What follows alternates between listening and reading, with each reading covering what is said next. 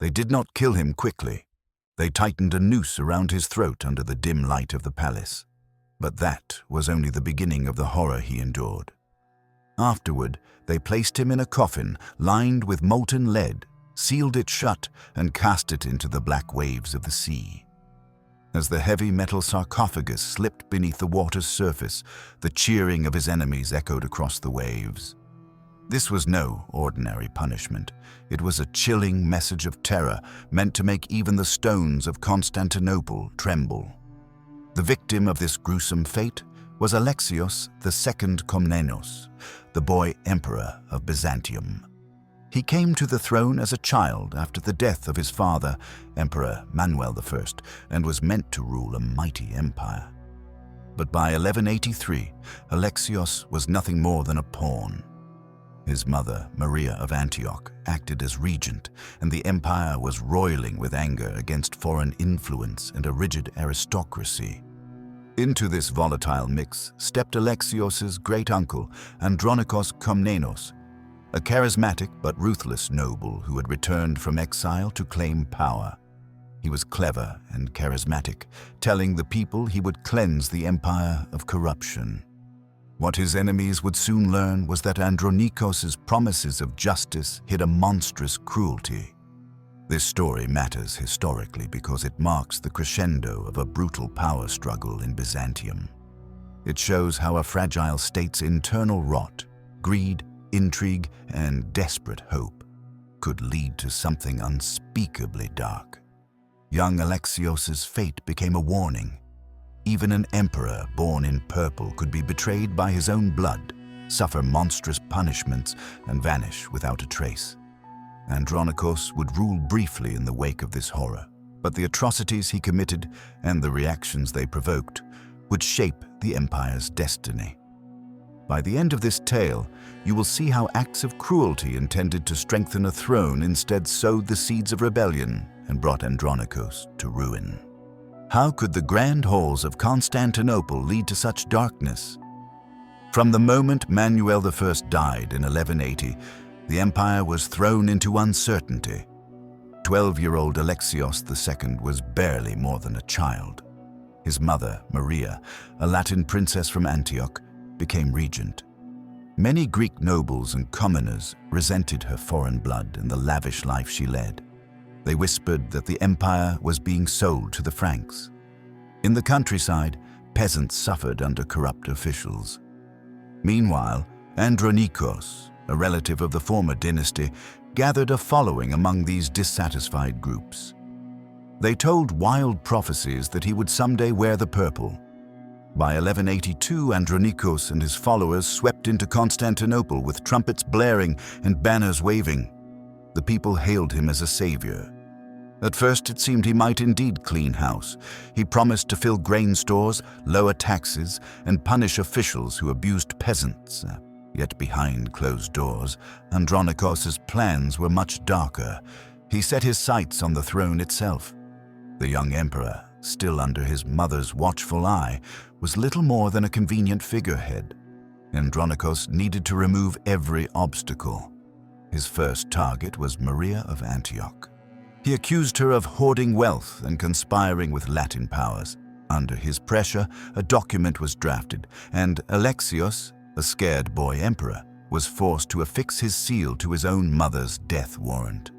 But this was not enough to seal his fate, until one act changed everything. Shortly after, late in the summer of 1183, Andronikos convinced the court to strip Alexios of real power and crown him co-emperor in name only. Then, in a swift, brutal move, the councils, handpicked by Andronikos, pronounced Alexios guilty of failing in his duties as emperor, a laughably one-sided trial that lasted only minutes. Some accounts say they claimed he was negligent or even involved in conspiracies. The truth was that Andronikos had simply decided the boy must die. That very night, as torches flickered across the capital, Alexios was snatched from his bed. No formal executioner was appointed. It was done in secret, far from the hippodrome crowds. The crime for which he was condemned? Defying his uncle's will. The trial was a sham.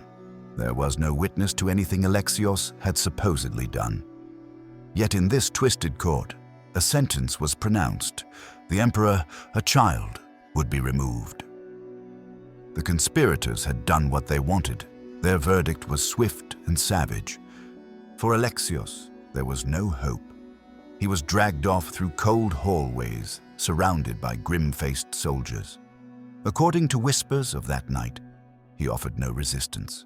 One can imagine him trembling, pleading perhaps for mercy, a kindness that was not to come. Andronikos, watching from the shadows, wanted no pity shown, and then came the final blow. In the dark confines of a private chamber, Alexios II was strangled with a bowstring. His neck snapped. A final breath escaped his lips as his young life slipped away. There was no clamor, no public display yet, just the awful sound of his last heartbeat stopping. Blood might have trickled from his lips, his face would have gone pale. The servants present whispered that Alexios's eyes bulged in shock, but his screams were muffled by the choking rope. In a matter of seconds, the brilliant life of the 19-year-old dynasty heir was over. It was only the beginning of their vengeance. Andronikos's men needed to prove the deed was done. They decapitated the corpse and carried the severed head away as a grim trophy. One official later reported that they presented the bloody head to Andronikos as he feasted on lamb in a tent. He sneered at the sight, a twisted smile flashing as he saw proof of his plan's success. The boy was dead. Next, they sealed the body. A wooden coffin was crafted, sized too large for the frail torso of a youth. Into it, they placed the corpse of Alexios. Then, in a final act of macabre finality, soldiers poured molten lead over the coffin's wooden lid and around its seams, burning and melting the wood until the lid was locked in place. Scalding steam hissed as the metal fused to the box. His body was now imprisoned in a brutal, unbreachable shell. But his torment was not over. According to those who would later write of this night, two high officials, John Kamateros and Theodore Komnenos, took the painted coffin to a small fishing boat. In an eerie contrast, men on deck began to sing. The darkness was pierced by a strange melody and the light clatter of dancing feet. As the boat pulled away from shore into the inky waters of the Propontis, the sealsmanship of the act was complete. The foolish young emperor, whose laughter once echoed in palace halls, was sinking silently under waves he would never see the sky above again. Imagine the scene: torchlight reflecting on the black water, music fading behind the distant shore. The coffin, heavy with lead and sin, slid off the plank. It hit the sea with barely a ripple, as if the sea itself refused to honor such a body. Two men stood rigid, staff in hand, watching it sink. The vessel was rowed back. The singing continued, perhaps deliberately defiant, as if mocking the very last curtain to fall on the emperor's life. By dawn, Alexios's palace was empty of its emperor, and the only sign of his end was a sunken lump lost to the dark. When news of this execution spread, it shocked Constantinople. Andronikos tried to claim it was simple justice, but people gossiped in the baths and taverns. Some said it was a sacred duty to remove a criminal. Others called it cold-blooded murder. The very brutality of his death, a secret affair wrapped in lead, made the ears of the city burn with outrage and fear. The people had wanted a hero, but they got a monster. Many whispered in fear that nothing, not even the life of the emperor, was safe under Andronikos's rule. Far from quelling dissent, this unspeakable punishment ignited fury. The crowd that once cheered Andronikos now began to see him as a tyrant. Every marketplace rumor now included a chilling addendum. Even an innocent child could be struck down. Foreign rulers heard the tales and felt emboldened. News of Alexios's fate reached the ears of William of Sicily, who had long sought a pretext to attack Byzantium. It felt to outsiders as though God himself had abandoned the capital. Within months, the feared tyrant found himself in new danger. One of the nobles he had spared, Isaac Angelos, had escaped Andronikos' wrath earlier and was hiding in the city. Angry citizens secretly rallied around Isaac as a symbol of hope. After Andronikos' cruelty climaxed with Alexios' death, a kind of numb rage gripped the streets. Isaac Angelos was summoned by a crowd. The patriarch of the church blessed him, and soon a new uprising was at hand. The empire itself recoiled from the horror of lead and water.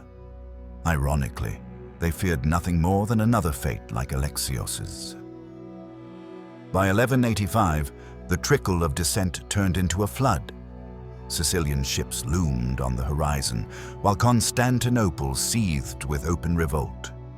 Andronikos' well-armed palace guard could not hold back the popular tide.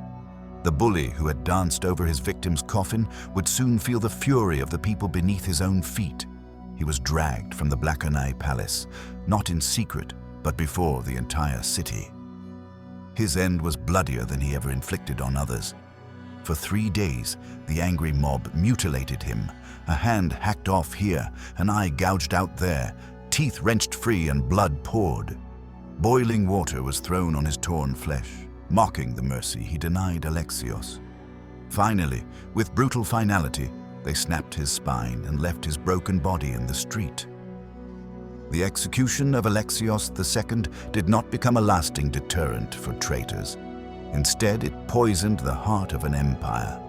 It showed how a ruler's terror can turn against him. While Andronikos imagined himself embodying justice, his cruelty only encouraged enemies. He had hoped to stop rebellion by demonstrating unstoppable brutality. But the only thing he stopped was his own legitimacy. After his death, the new emperor, Isaac II Angelos, the very rebel he once spared, would undo many of Andronikos' harsher laws. The lead coffin sunk to the sea bottom, but the legend of its reasons floated above Constantinople for years, a cautionary tale of power unchecked.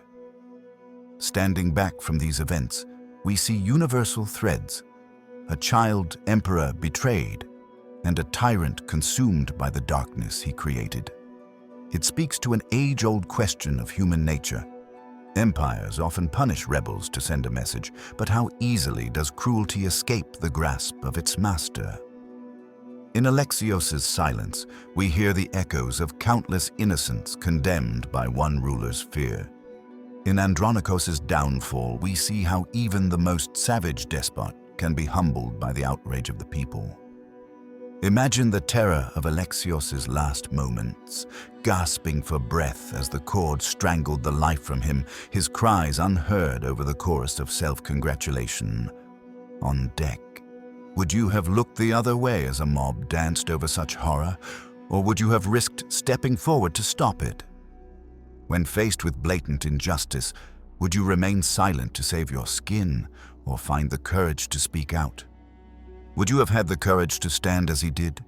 We may not share Alexios' royal blood or Andronikos' ambition, but we all wrestle with choices under tyranny. Their story forces us to ask, at what cost do we hold on to power, and what lines can never be crossed without losing our humanity? Thank you for watching this dark chapter of Byzantine history. How does this story make you feel? Let us know your thoughts in the comments below. If this tale of torture and betrayal sent shivers down your spine, subscribe for more. And remember, if you thought this was horrifying, wait until you hear about the man whose very guts were ripped from his body alive. A story even darker than this one. Stay tuned for the next brutal tale.